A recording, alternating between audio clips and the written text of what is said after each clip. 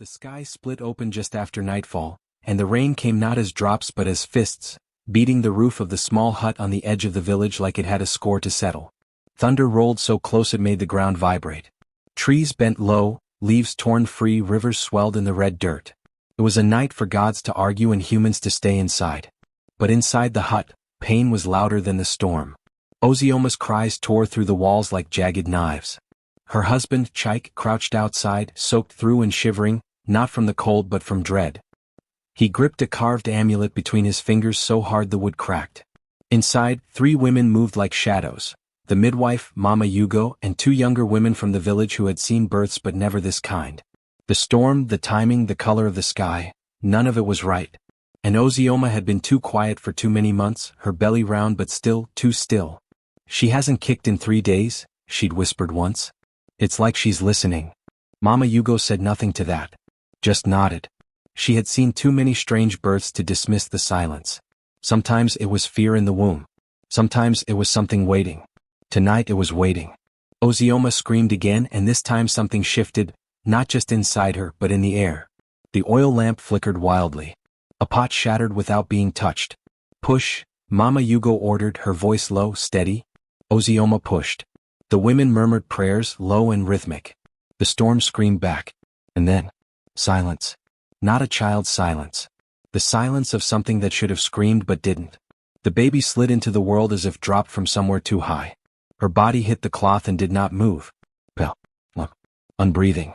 The cord still attached, pulsing faintly, but the child, no, the form of a child, was utterly still. Mama Yugo didn't speak.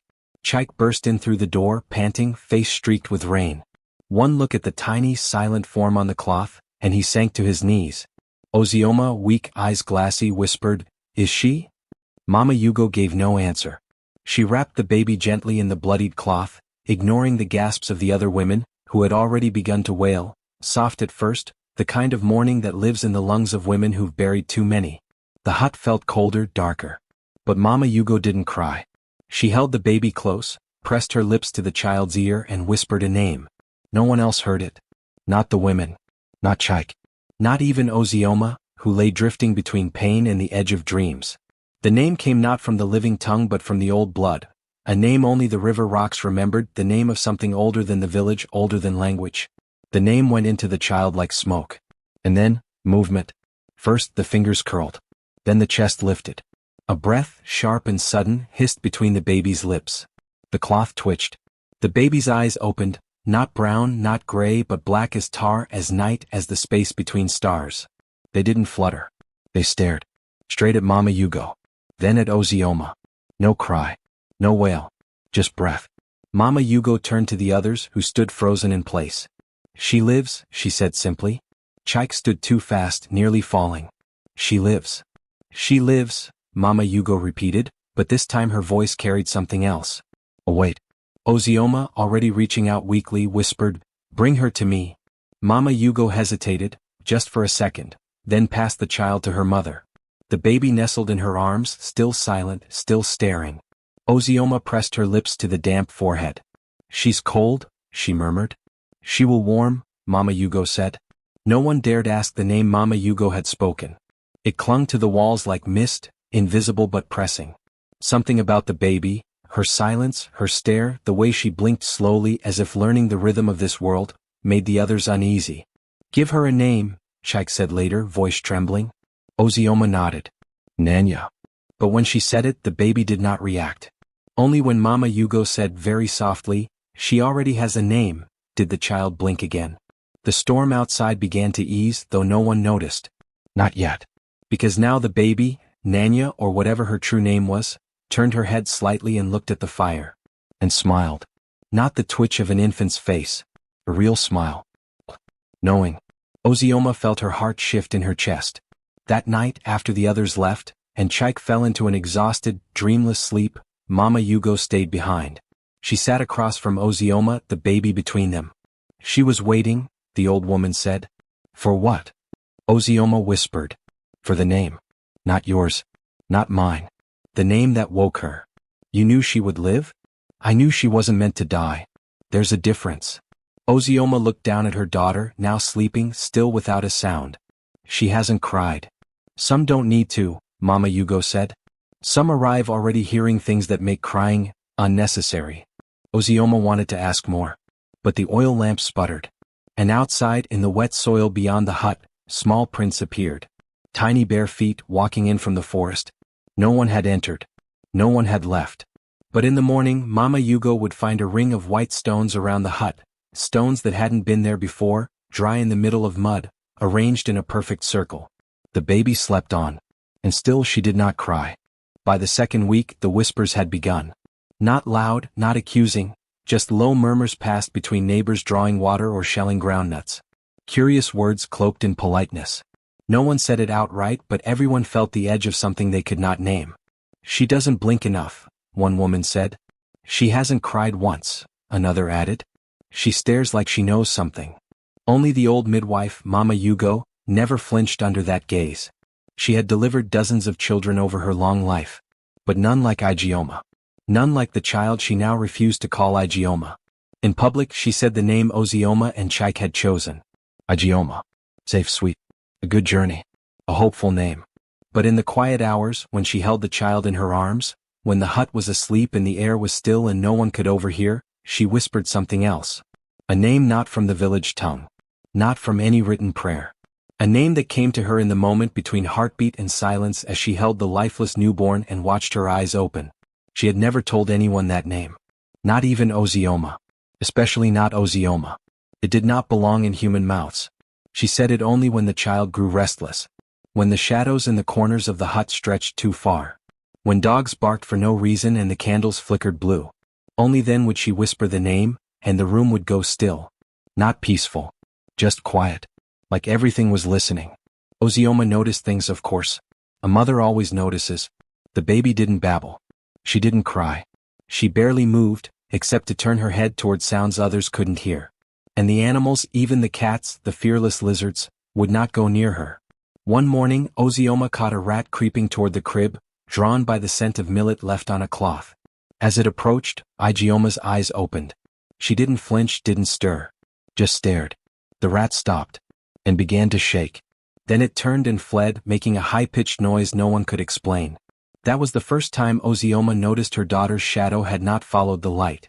Later that day, the chickens refused to enter the compound. The old priest, Father Ataku, was called for the blessing ceremony when the baby was 1 month old. It was tradition, the anointing of the child's name, the prayer for protection, the cleansing smoke, the naming aloud before the village. The crowd gathered, some eager, most uneasy. The baby was dressed in white, her skin glowing like fresh moonlight. Ozioma placed her in a woven cradle before the altar. Father Ataku stepped forward. He raised his staff. He opened his mouth. Then froze. The name wouldn't come. He tried again. He stumbled backward, eyes wide, mouth trembling. What is this? He whispered. Then louder, what is this child's name? Igioma, Chike said firmly, stepping beside his wife. The priest looked down at the child. She looked back. Something in him faltered. He dropped his staff. The crowd gasped. He turned to the parents. I cannot bless her. Whispers erupted instantly, swarming like flies. Chike stepped forward. Why? Father Ataku shook his head, stepping away. Her name is not Igioma. Not truly. And I will not speak the other. Then he left, sweating, muttering prayers under his breath. The ceremony ended in silence. Later that evening, Mama Yugo arrived with herbs and stayed until the oil lamp burned low. She didn't say much. Just crushed leaves, murmured old incantations under her breath, and scattered ash across the doorway. When Ozioma asked her directly, "Do you know what's wrong with her?" The old midwife only looked toward the cradle and replied, "What is wrong is that too many people are watching and none of them are listening." That night, Igioma's shadow moved before she did. When Chike bent over to check on her, he saw the dark shape shift under the crib, not matching the angle of the lamp, not shaped quite like a child's silhouette. It turned its head. He swore it smiled. He didn't tell Ozioma. He didn't sleep for 3 nights after that. On the 4th night, they tried to take the baby to another priest, this one from a town across the hills. He arrived humming, confident, smelling of myrrh and boasting of blessings strong enough to chase back the devil himself. He left before dawn. He didn't take the main road. He didn't finish the blessing. He wouldn't speak the name either. And in his place, A black feather was found on the altar mat where the baby had been laid. A feather that did not belong to any bird known in that region. Mama Yugo took it without a word and burned it over the fire. The flames sputtered and hissed like something drowning. Days passed. Then weeks. The family tried to raise her like any other child. They told stories, sang lullabies, offered small prayers. But Ijeoma only blinked, slowly, as if watching something behind their faces. As if she could see the before and the after. One night, Ozioma awoke to find her daughter standing in the middle of the hut. Alone. Eyes wide. Still silent. And her shadow? It had arms stretched too far. Like it was reaching for something above them all. Ozioma scooped her up, whispering her given name over and over. Ijeoma. Ijeoma. Ijeoma. But the child didn't blink until, behind her mother's shoulder, the old midwife whispered the other name, the one no one else had heard. Then the child rested, smiled, slept, and the shadow too lay still.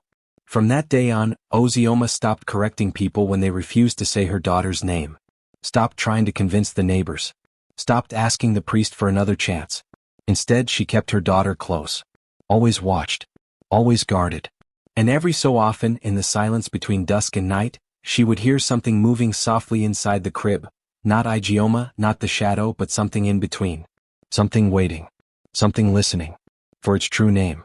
The one never written. By the time Ijeoma turned 5, the house no longer slept. She still didn't cry. She never had, not once in her 5 long years.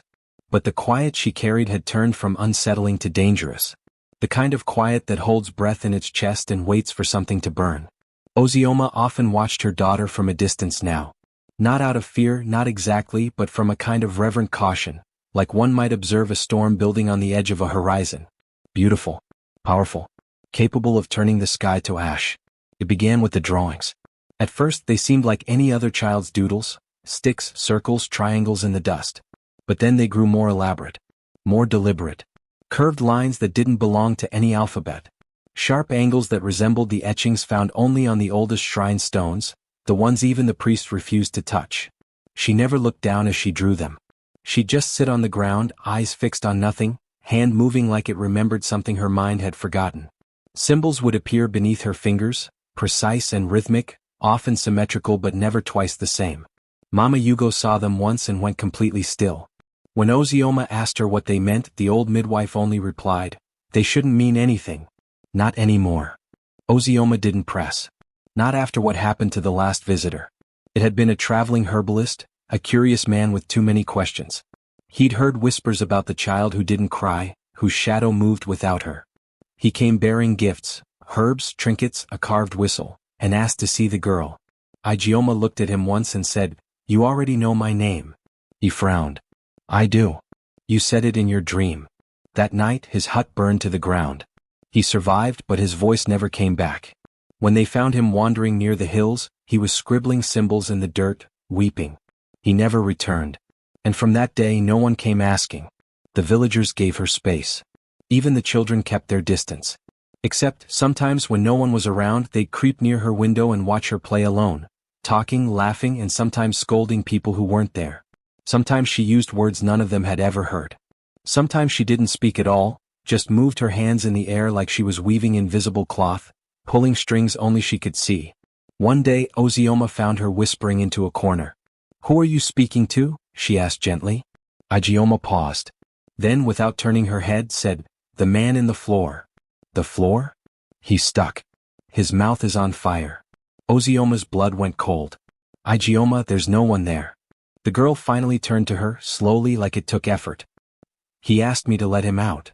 That night, the fire pit in their kitchen smoldered to life without a flame. Smoke curled up from unburned wood. When Ozioma poured water on it, the water hissed like it had been insulted. Ijeoma slept through it. She always did.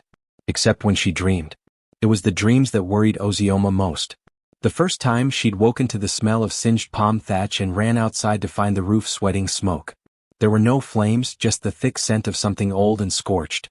When she climbed up to inspect it, she found strange symbols etched into the rafters, matching the ones Ijeoma drew in the dirt. The second time, a small patch of the compound wall blackened overnight. No fire had touched it. The surface was cool. But when they tried to scrub it clean, the soot wouldn't come off. It just smeared and rearranged itself, until it formed a name. Not Igioma. The other one. The name Mama Yugo refused to repeat. The name the girl herself had begun to hate. One morning, after a night of heavy rain, Igioma sat by the hearth and traced a familiar curved symbol into the wet ash. Her voice was quiet, but Ozioma heard her clearly. It burns my tongue. Ozioma knelt beside her. What does? The name. The one she gave me. The one the air knows. Don't say it. I'm not saying it. It says itself. Ozioma reached out, brushing the girl's thick hair behind her ear. Then don't listen. Igioma looked at her mother, eyes dark and still. It's louder when I don't. Later that week she stopped eating for 3 days. Not from illness, not from stubbornness. She said she didn't need food. That something else had fed her in her sleep. What fed you? Chike asked, his voice shaking. Igioma didn't answer. Instead, she turned her head and whispered something into her own shoulder. The candles in the room went out all at once. It was after that night that the birds stopped flying over the hut. Even the wind curved around it now, avoiding the roof, the walls, the windows. And the drawings, they grew larger. Once she etched one so wide it crossed 3 compounds. The lines carved themselves into the earth as she walked. Ozioma followed, helpless, watching her daughter's bare feet trace the same path over and over, in tighter and tighter circles. In the center of the final mark, Igioma sat down. And began to laugh. Soft at first.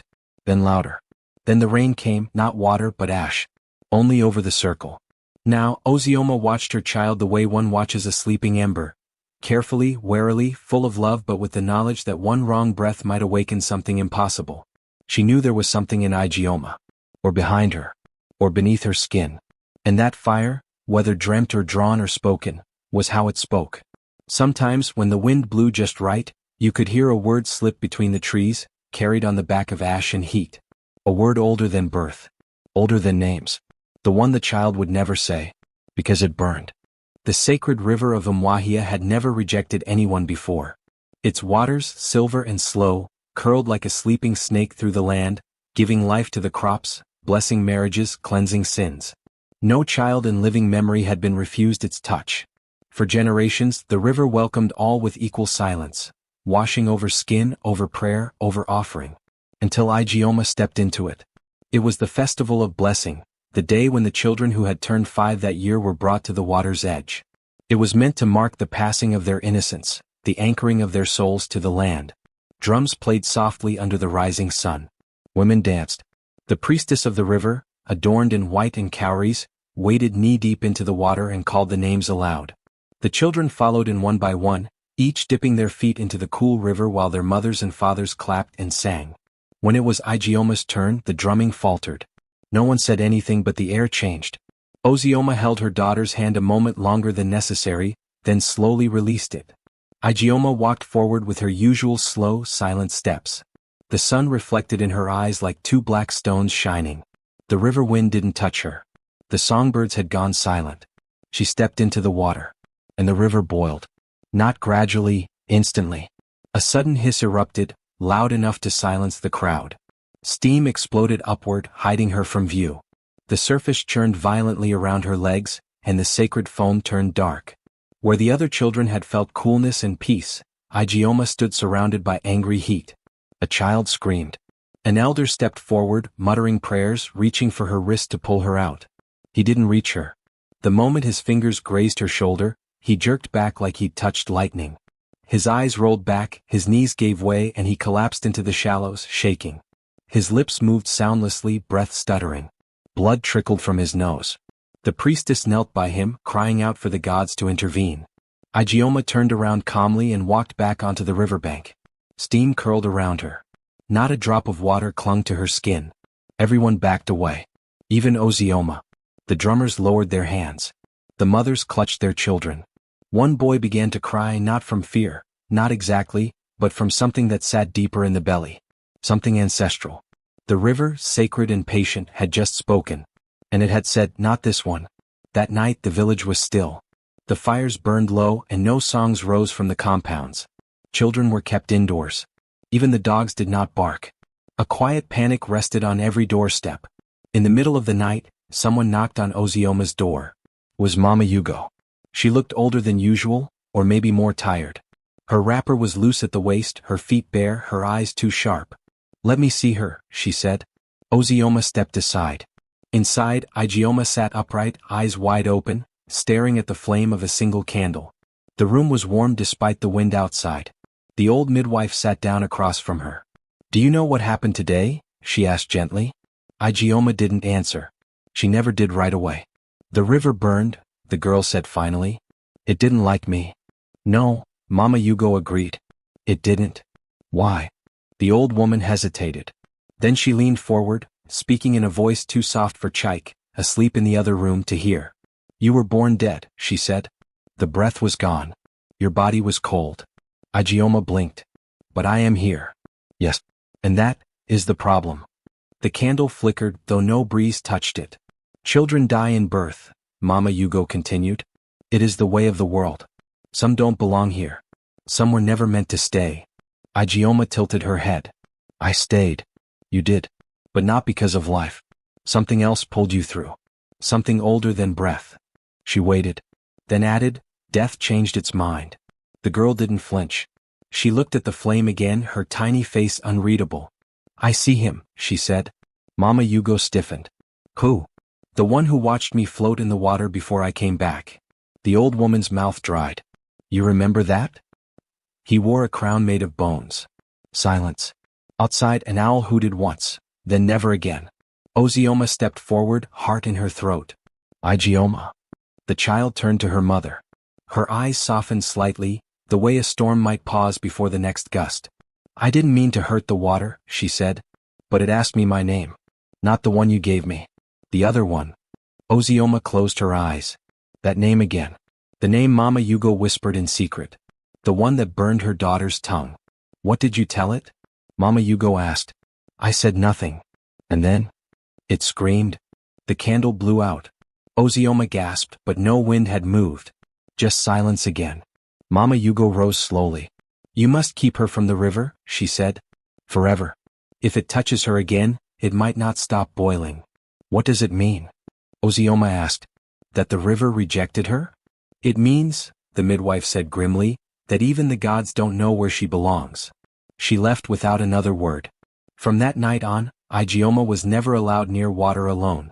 Not the river, not the streams, not even the rain. But she still dreamed of it. She would wake whispering, it called me by the other name. And sometimes her feet were wet. There was a great tree at the edge of Umwahia. Tall as a watchtower, thick with age, its branches stretched like open arms above the land. It had stood for longer than anyone could remember. The elders said it had seen war and drought, birth and famine, and still it stood, untouched by rot, unbothered by time. Until Igioma turned 6. It began quietly. Just a soft paling of bark on one side, barely noticeable at first. The side that faced Igioma's house. By the next moon, the birds that once filled its branches had stopped coming. No chirps at dawn. No nests nestled in the crooks of its arms. The breeze whistled through it now, thin and strange, like breath drawn through broken teeth. People still passed by the tree during the day. But fewer stopped. They felt it before they saw it, a stillness that pressed against the ribs, a sense that something had begun watching. Mothers pulled children closer when they neared it. The hunters crossed themselves. And always, the decay grew only on the side that faced the child's home. Igioma had taken to sitting beneath it, often at dusk. Her small figure perched on a root like a doll left behind. She'd sit for hours, silent, humming. Not songs anyone taught her. Old songs. Wrong songs. The kind that made the dogs whine. Mama Yugo knew those songs. Not the words but the shape of them. She'd heard them long ago, buried beneath old funerals and forbidden stories. One evening, as the sky turned bruised with dusk, she walked past the tree and found Igioma sitting there, knees tucked to her chest, humming again. The birds were gone. No insects crawled near the roots. Even the leaves no longer cast shade. The child looked up. It listens, she said softly. Mama Yugo swallowed. Who? The tree. It's a tree, child. Trees don't listen. Igioma smiled. Only when I sing. The midwife felt the urge to back away but forced her feet to stay. Why do you come here? It doesn't call me by the name that burns. Mama Yugo flinched. She thought she'd hidden that name well, buried it in silence, drowned it in old prayers. But Igioma knew it. Of course she did. The girl reached out and touched the bark. It knows who I was before. The old woman stepped forward suddenly. She didn't plan to. Her hands moved before her mind caught up. She pulled a carving blade from her waist, small, sharp, used for splitting roots. "Stand up," she said quietly. Ijeoma obeyed. With careful hands, Mama Yugo etched into the bark. Not deep. Just enough. One symbol at a time. Curves that weren't letters. A line. A hook. Then the name. The one whispered on the night the child first breathed. It had no real meaning in their tongue, no place in their books. But it was hers. And as the final line sliced through the bark, the tree bled. Not sap. Not amber. But blood. Thick. Red. Wet. It pulsed like a heartbeat and spilled down the trunk, darkening the roots where Ijeoma had just been sitting. Mama Yugo gasped and stumbled back, the blade falling from her hand. Ijeoma didn't blink. She only looked at the blood. And began to hum again. The melody shifted. No longer a lullaby, not quite. It had rhythm now. Purpose. A pull that made the air ripple around her. The tree creaked. A sound like bones shifting. A breeze stirred from nowhere, rustling dead leaves that should have already fallen. The blood kept flowing. "I should not have carved it," Mama Yugo whispered, trembling. Ijeoma turned to her, humming louder now. Her eyes were dark and endless, like the mouth of a well no one had ever reached the bottom of. "You didn't," she said. The midwife blinked. "What?" "You didn't carve it." The tree just remembered. Then she walked home, barefoot, leaving red footprints in the grass. Ijeoma heard it first in the well. She'd gone to fetch water just after dawn, when the fog still slept low over the ground and the birds had not yet dared to sing. The rope squealed as she lowered the bucket, and the water below rippled in the quiet. Then, softly, too softly to be sure, it spoke. The whisper was not above, not beside her, but from the black, gleaming surface far below. A single word. Her name. Not Ijeoma. The other one. The name the tree bled for. The name the river boiled for. The name her mother would not say. She froze, hand tight on the pulley. Again it came like a breath slipping between teeth. "Neoma?" She pulled the bucket up and ran, spilling water behind her in frantic, splashing arcs. By the time she reached the compound, her mother was kneeling in the yard, sifting cassava flour. She looked up and saw the terror in her daughter's face. Without asking, she rose and pulled her close, wiping her cheeks even though Ijeoma hadn't cried. "You heard it?" Ozioma said softly. Ijeoma nodded. "Where?" "The well." Her mother looked toward the courtyard, toward the old stones around the water's mouth, and her lips pulled into a tight line. She whispered something, not a prayer, not a curse, and kissed Ijeoma's forehead. That night the wind spoke. It tapped the walls gently at first, like fingers searching for a way in. Then it began to sing, a low sound warbled and cracked like bones rattling in a gourd. And beneath the song again. Neoma. The next day she refused to leave the house. She wouldn't speak. Wouldn't eat. Wouldn't meet her mother's eyes. She sat curled in the corner, eyes wide and haunted, her fingers twitching like they were writing invisible words. Ozioma brought her food, set it down gently, and crouched before her. "Tell me," she said. "They keep saying it." "Who?" "I don't know. The wind. The well. The stones. The tree bark. The bones under the floor." Ozioma's heart dropped. You heard them under the floor?" Ijeoma nodded. "At night. When I try to sleep. They whisper it like it's a song they've waited to finish. And when I don't respond, they whisper louder." "Did you say it back?" "No." A long silence followed. Then, slowly, like pulling a thorn that had lived under skin for too long, Ijeoma whispered, "Who had that name first?" Ozioma stiffened. "Tell me." "You don't need to know." "Tell me." She wanted to lie. She wanted to say it was an old name from a dream, something forgotten and meaningless. But she looked at her daughter, this child born still and pulled back by something nameless, and she knew the truth had long since buried itself in the girl's blood. "Your great-grandmother," Ozioma whispered. "Her name was Neoma." Ijeoma's face twitched. "She cursed the land." "Yes." "Why?" Ozioma stood, walked to the window, and stared out at the swaying trees. "She was a priestess once. Not of the gods we pray to now. Older gods. Quiet ones. She spoke to winds that had no name, to fires that danced without flame. She saw things. Knew things. And when the village tried to silence her, when they called her mad and buried her name, she swore she'd never truly leave. She died. She disappeared. And now she's back? No, Ozioma said. Not her. But she never came back. Her name did, that's worse. That night, Igioma dreamed of the floor splitting open. Wood cracked. Dust rose. Bones climbed out, thin, dark, and wrapped in roots. They moved like they remembered being alive. And all of them, hundreds of them, whispered one word in unison. Neoma. She woke screaming. For the first time in years she cried. Her sobs shook the walls. Her hands trembled. Her mouth moved like it wanted to say the name but dared not. Her mother ran to her, held her close, whispered prayers not taught in any temple. But the air had already changed. Something had entered the room. They heard the breath before they saw her. Standing in the doorway was Mama Yugo, her eyes dark as river stone, her face drawn and solemn. You must leave, she said. What? The name has found its voice. Ozioma stood. No. It's not the girl's fault. But she wears it now. The land remembers. The wind remembers. And the river. It boiled? Igioma whispered. Mama Yugo nodded. Because it tried to cleanse you. But some names are too old for washing. She stepped closer, touched the girl's forehead. You are not cursed, she said. You are a door. Into what? The thing your great-grandmother opened. And from the walls, from the trees outside, from the very dust beneath their feet, the whisper returned. Neoma. This time, Igioma whispered back. The candle blew out. The fire was already out when they found the hut. It had not burned bright or wide like the wildfires that sometimes caught the edge of the dry season.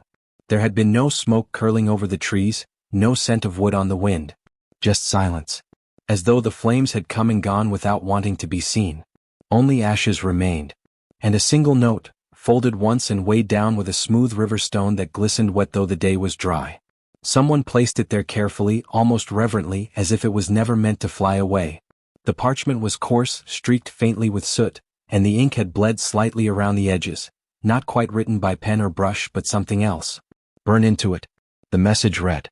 Do not forget who you are, or what was traded for you. There was no signature. But everyone knew who had written it. Mama Yugo was gone. Igioma didn't speak for a full day.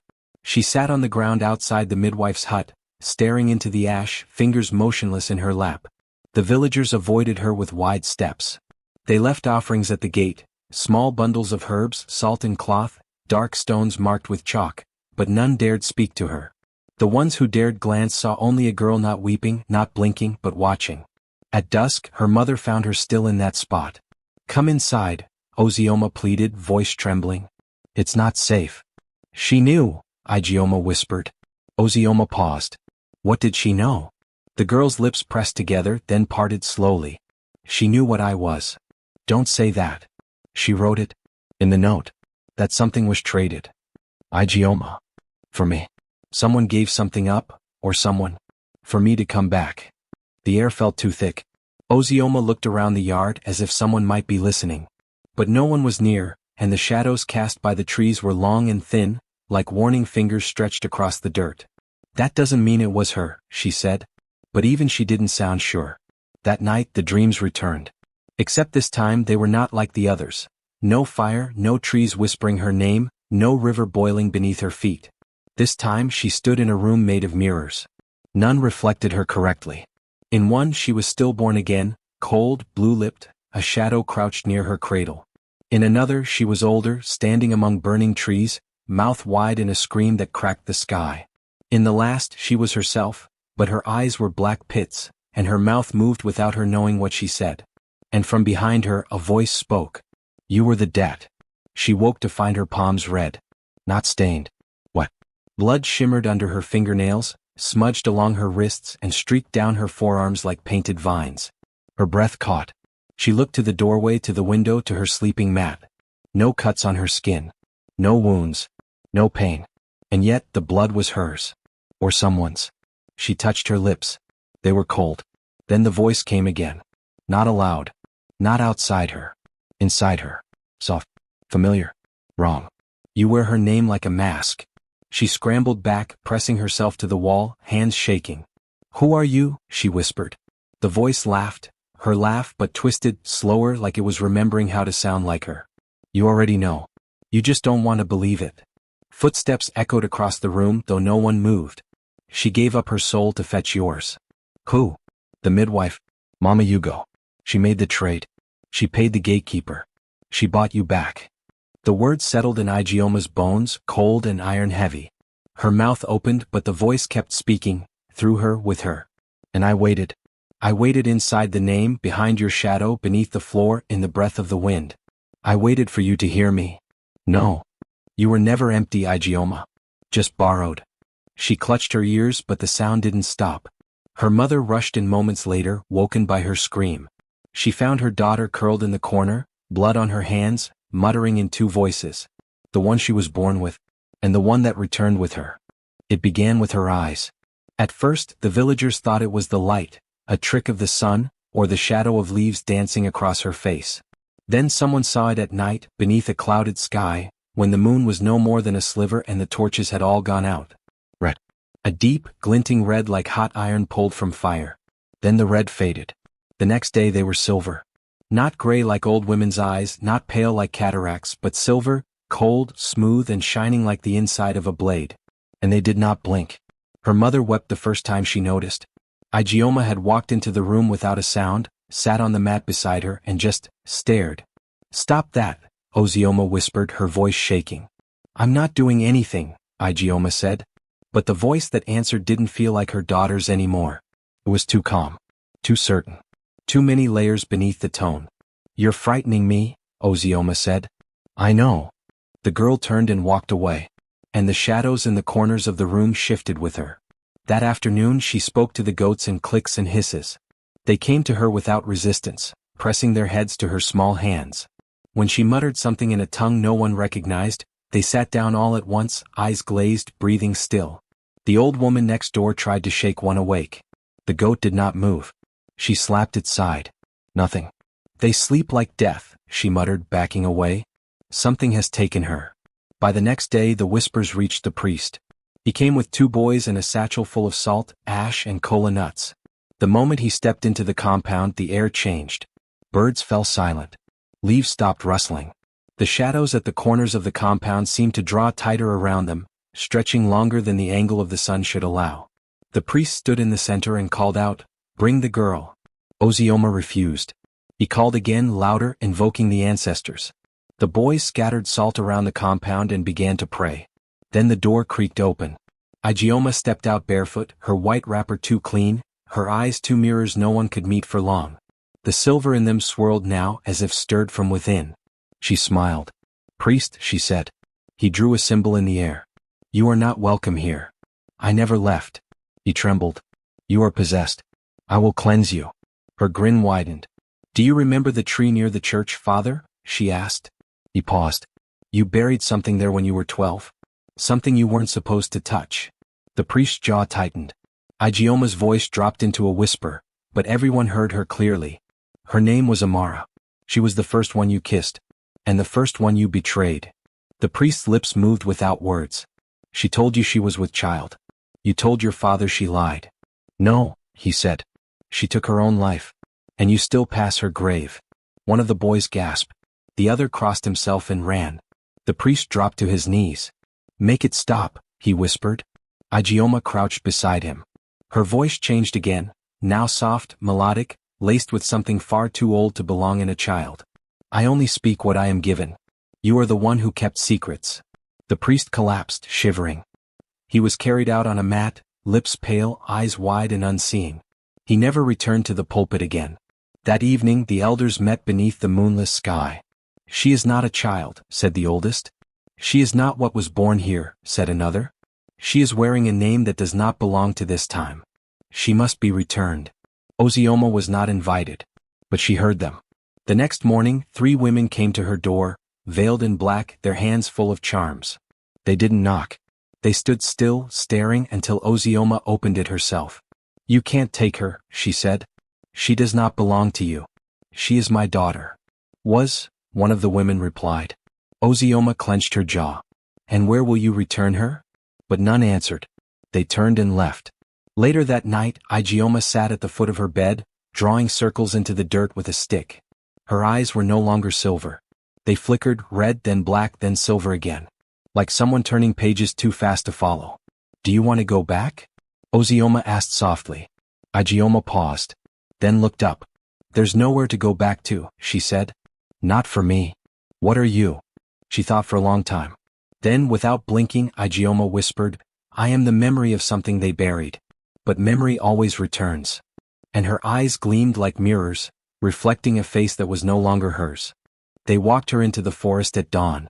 5 elders, veiled and silent, led the way with staffs and chalk-marked feet. Ozioma followed behind them, weeping but saying nothing. She had been told to stay behind, to let the forest swallow what never should have walked under the sun, but she couldn't. Not without seeing her daughter one last time. Igioma walked between them, barefoot, head bowed, fingers twitching as if she was still drawing invisible signs into the air. She did not speak. She did not cry.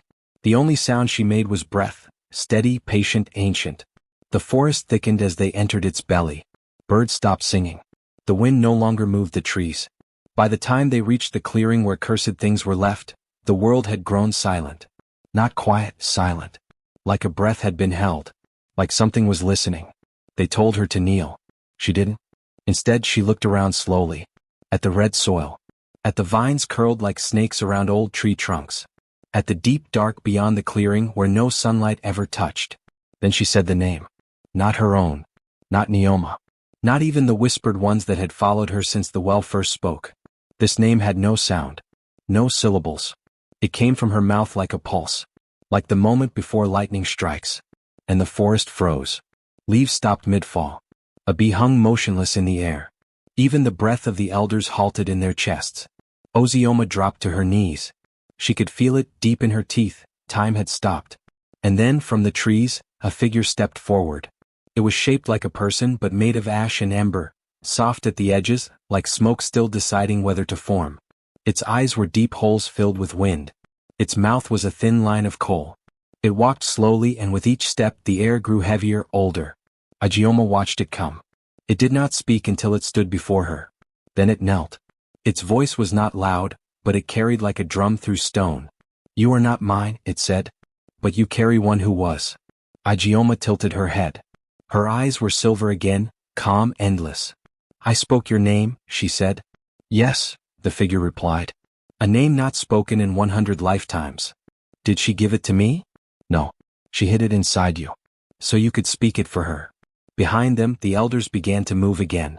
One gasped. One screamed. But none could run. They were trapped in the stillness, in the shadow of a truth too big to flee. Ozioma crawled forward, weeping now not from fear, but from knowing. "What happens now?" Igioma asked. The figure of ash bowed its head. "That is for you to choose." She looked down at her hands. Pale, small, human. But inside them something burned. She turned to the elders. They dropped to their knees, faces pale, trembling. "I don't want to stay," she said quietly. "But I won't be buried again." The figure reached out. And for a moment, its hand rested on her shoulder, light as breath, heavy as the earth. Then it vanished. The forest exhaled. The bee fell. Leaves rustled again. And the girl stood alone in the clearing with a name still glowing behind her teeth.